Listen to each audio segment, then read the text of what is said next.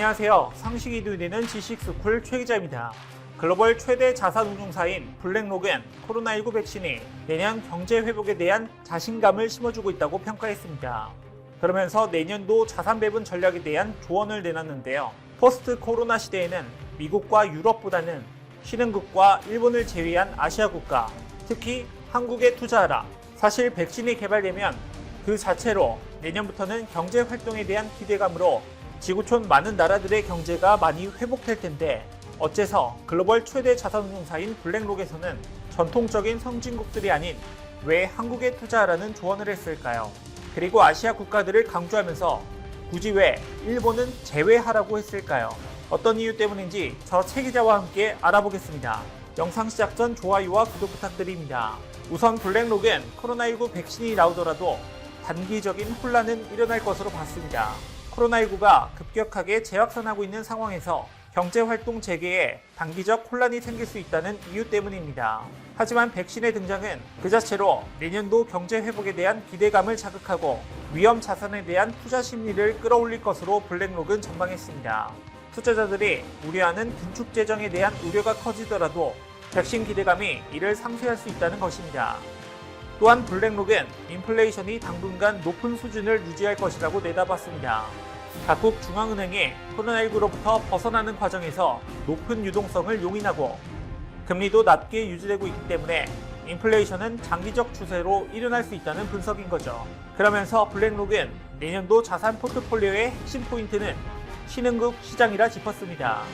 특히 미국 대선을 통해 당선된 조 바이든 당선인의 주요 정책이 신흥국 시장에게는 유리한 환경을 조성할 것이라고 했는데요. 블랙록은 이달 초에도 2020 미국 대선 전망 보고서를 내놓으며 민주당의 집권으로 외교 및 무역 분쟁이 보다 안정적으로 관리돼 신흥국의 자산 변동성이 완화될 것이라며 신흥국 투자 비중을 늘려야 한다고 강조했습니다. 하지만 무작정 신흥국 위주의 투자를 늘리는 것이 능사는 아니라고 강하게 경고했는데요. 투자를 하더라도 어느 정도 안정성이 바탕이 되는 국가에 투자를 해야 한다고 얘기했죠. 특히 코로나19 통제가 잘 되고 있고 경제 회복 기대가 큰 나라에 주목할 필요가 있다고 강조했습니다. 이런 이유로 블랙록은 한국이 포스트 코로나 시대에 가장 적합한 대표적인 시장이라고 말하는 거죠. 여기서 매우 주목해야 하는 점이 있습니다. 블랙록에 따르면 전반적으로 아시아 시장이 발전할 것이라고 얘기했는데 어째서인지 일본에 대해서는 부정적인 의견을 보였다는 겁니다. 왜냐하면 상대적으로 바이든 행정부의 수혜폭이 일본에게는 크지 않을 것이고 엔화 강세의 영향 때문에 일본 제품의 가격 경쟁력이 매우 약해져 일본이 수출 시장에서 큰 힘을 내지 못할 것으로 내다봤기 때문입니다. 게다가 일본은 현재 아시아 그 어떤 나라보다도 코로나19를 통제하지 못하고 있고 혁신성을 잃어 일본이 그렇게나 자랑했던 수많은 분야들이 점점 몰락을 하고 있는데요. 특히나 첨단 기술을 바탕으로 한 산업에서는 한국보다 훨씬 우위에 있다고 굳게 믿었던 일본이었지만 지금은 그 믿음이 상당히 박살이 난 상태죠. 지난 8월에는 이런 사실에 확실한 도장을 찍어주는 기사가 일본 유력 경제지인 니혼 게이자 신문에 실려 일본 열도는 엄청난 충격에 휩싸였는데요. 한국이 세계 첨단 기술 분야에서 7개의 1위 제품을 보유해 일본과 공동 사비를 한 것이 밝혀졌기 때문입니다. 니혼 게이자의 신문에 따르면 하이테크 74개의 품목에 전 세계 시장 점유율을 조사해 매년 발표하는 2019년 주요 상품 서비스 점유율 조사에서 한국은 스마트폰과 낸드 플래시 등 7개 품목에서 1위를 기록했습니다. 지난해 1위 품목을 그대로 지키면서 순위는 한 계단 올라선 거죠. 하지만 일본은 4개 제품의 1위를 빼앗겨 한국과 동률이 되었는데요. 문제는 지금 가지고 있는 제품들에서도 곧 다른 나라에게 시장 점유율 1위 자리를 넘길 확률이 매우 높습니다. 일례로 일본의 마지막 자존심이라고 불리던 자동차 시장에서도 점점 어두운 그림자가 들이닥치고 있습니다. 이미 2012년 이후부터 한국의 현대 기아차는 유럽에서 일본 도요타 그룹보다 높은 인기를 누리고 있죠. 게다가 도요타와 렉서스뿐만 아니라 혼다를 합한 판매량까지 추월한 이래 7년 6개월 동안 한국의 현대 기아차는 해당 추세를 유지하고 있습니다. 심지어 이제 일본 자동차 업계는 미래 자동차 분야에서 한국에게 완전히 밀리고 있는 양상입니다. 현대 기아차는 올해 전 세계 자동차 브랜드 중 4번째로 많은 전기차를 판매한 것으로 나타났는데요. 물론 르노 느산이 글로벌 판매량 기준 2위를 했지만 전문가들은 주력 모델인 리프의 판매가 급감하고 있는 르노누산의 순위가 점점 더 낮아질 것이라 예상하고 있습니다. 하지만 현대 기아차의 전기차 판매량은 세계 4, 5위의 수준을 유지하며 점점 더 판매량을 증가하고 있기에 결국 일본 자동차 브랜드들은 미래 자동차 분야에서 한국에게 밀릴 수밖에 없는 거죠. 게다가 전기차의 심장이라 할 수 있는 전기차 배터리는 한국 기업들이 K배터리라 불리는 전 세계를 휩쓸고 있습니다. K배터리의 분기 실적도 이러한 상황을 뒷받침하고 있죠. 올해 말 전지 부분 분사를 앞두고 있는 LG화학은 3분기 경영 실적을 집계한 결과 매출 7조 5,073억 원, 영업이익 9,021억 원을 기록했다고 밝혔습니다. 말 그대로 어닝 서프라이즈, 역대 분기 사상 최대 실적입니다. 삼성 SDI 역시 3분기 실적 호조를 쭉 이어갈 것으로 보인다고 전문가들은 예상하고 있습니다. 금융정보업체 FN가이드에 따르면 삼성 SDI의 3분기 전망치는 매출 2조 9,338억 원, 영업이익 2,011억 원으로 전년 동기 대비 각각 14.25%, 21.2% 늘어날 것으로 예상됐죠.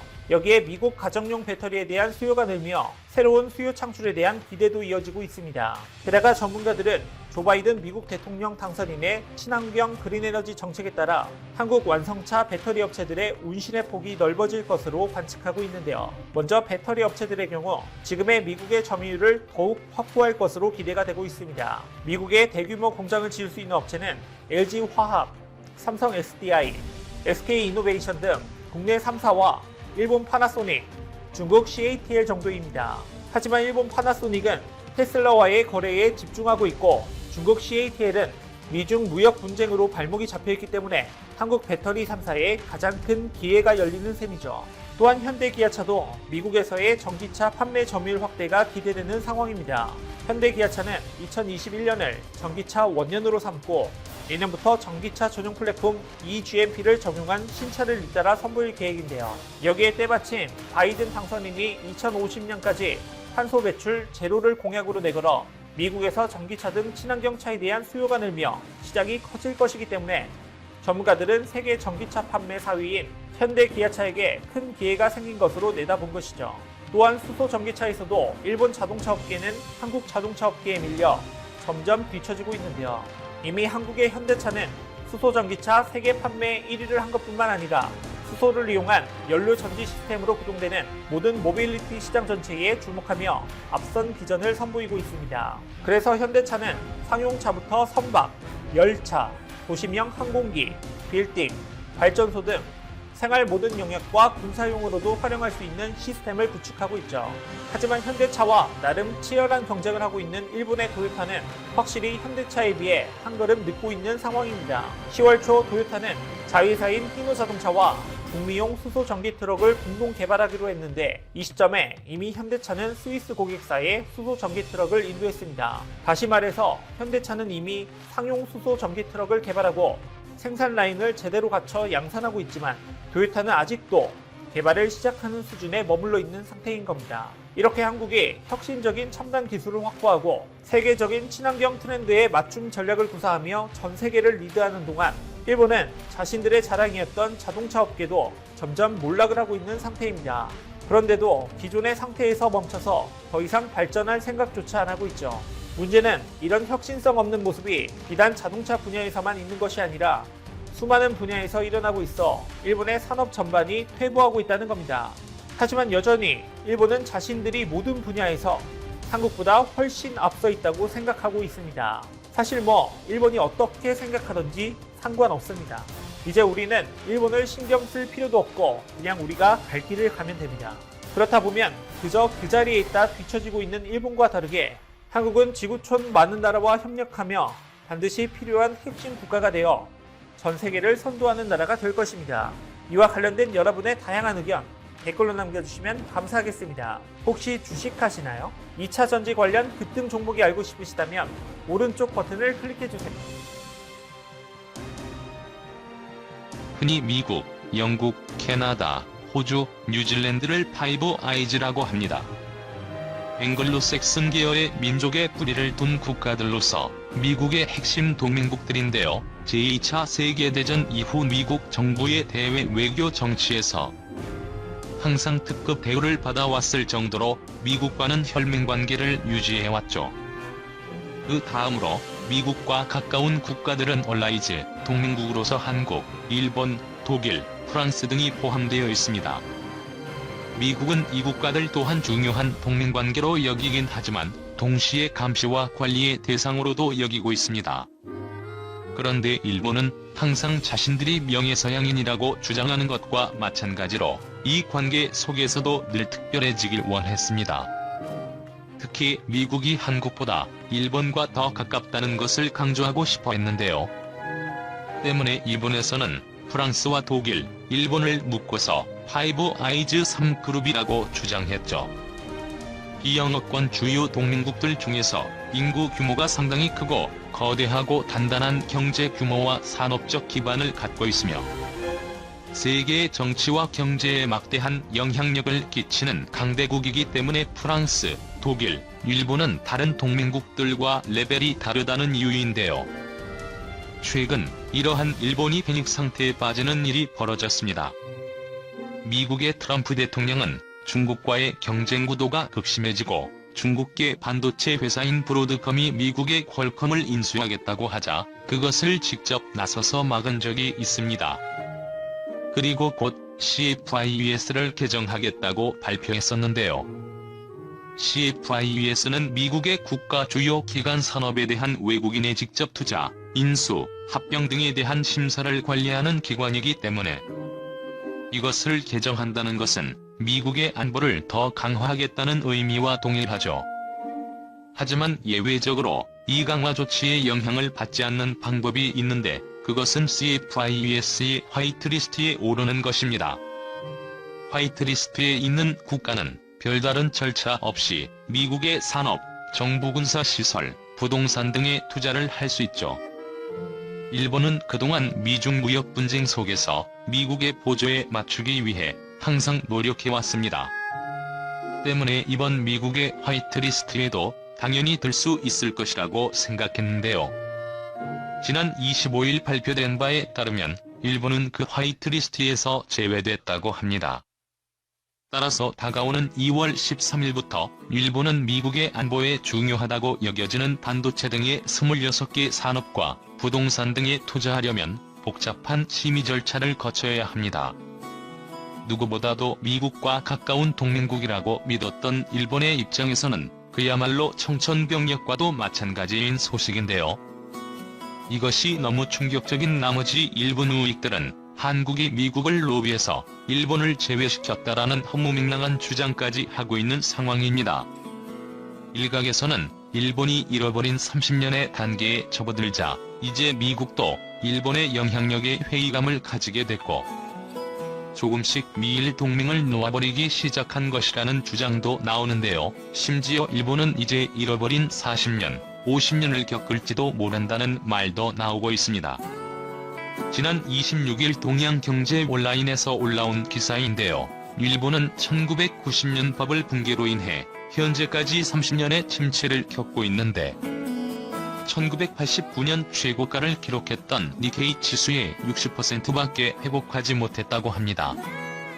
미국의 SP 지수는 30년 동안 무려 9배의 상승을 기록하였으며 심지어 일본에서 매일 경제위기라고 보도하는 한국조차 30년 전에 비해 코스피 지수가 2배 상승하였죠.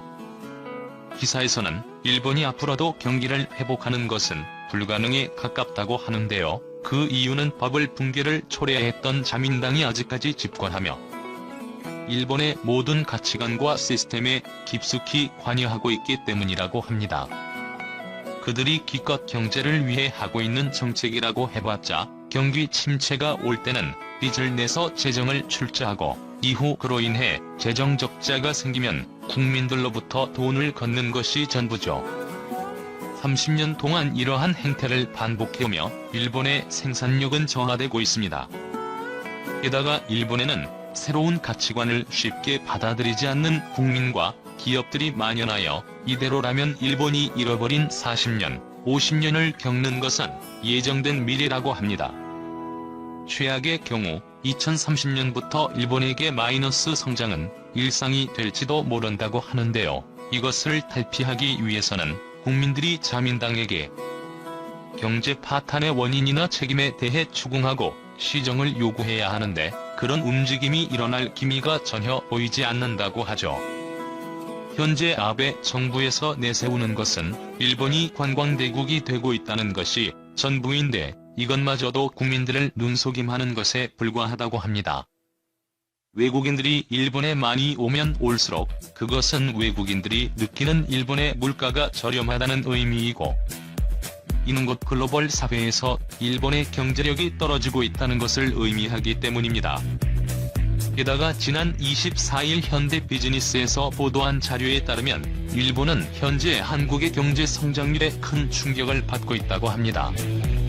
1월 22일 발표된 한국의 2019년 연간 경제 성장률은 2.0%로 나왔는데요. 일본의 2019년 연간 경제 성장률은 2월 중순이 되어야 집계되지만 IMF에서 발표한 세계 경제 전망에 따르면 일본의 2019년 연간 경제 성장률은 1.0%로 예상된다고 하죠. 한국이 일본보다 1.0%포인트나 앞선 것인데요. 이로 인해 현재 일본 내에서는 매일 뉴스를 보면 한국의 경제가 파탄 직전으로 묘사되는데 왜 막상 일본이 한국보다 낮은 성장률을 보이는 건가라며 어리둥절해하는 국민들이 늘어나고 있다고 합니다. 그동안 일본의 언론에서는 한국이 미중 무역 마찰로 인한 중국 경제 둔화에 큰 영향을 받아 2018년 가을부터 경기가 악화되고 있다고 설명했고, 그에 반해 일본은 상대적으로 내수 시장이 견조하기 때문에 미중 무역 마찰에도 불구하고 큰 경기 후퇴가 없다고 주장해왔기 때문이죠. 심지어 양국에서 발표한 잠재 성장률 또한 한국이 앞서고 있어 언론에서는 이제 인정할 수밖에 없다고 하고 있습니다. 일본의 잠재 성장률은 연평균 0.9%인 반면 한국은 연평균 2.7%인 것인데요. 이것의 원인에 대해 일각에서는 한국의 경우 반도체 메모리나 스마트폰 등의 IT 산업에서 도약을 하고 있지만 일본은 미래 사회에서 이렇다 할 두각을 내는 사업이 하나도 없기 때문이라고 합니다. 믿어왔던 미국과 내수 시장으로부터 배신을 당한 일본. 2020년에는 한국이 얼마나 더 빠른 속도로 일본을 따라잡을 수 있을지 기대됩니다. 제1조선인 말살엽서에 이어 폭파 협박까지. 제1한국인을 말살하겠다는 협박엽서가 배달된 일본의 한교류 시설에 폭파하겠다는 위협까지 이어졌다.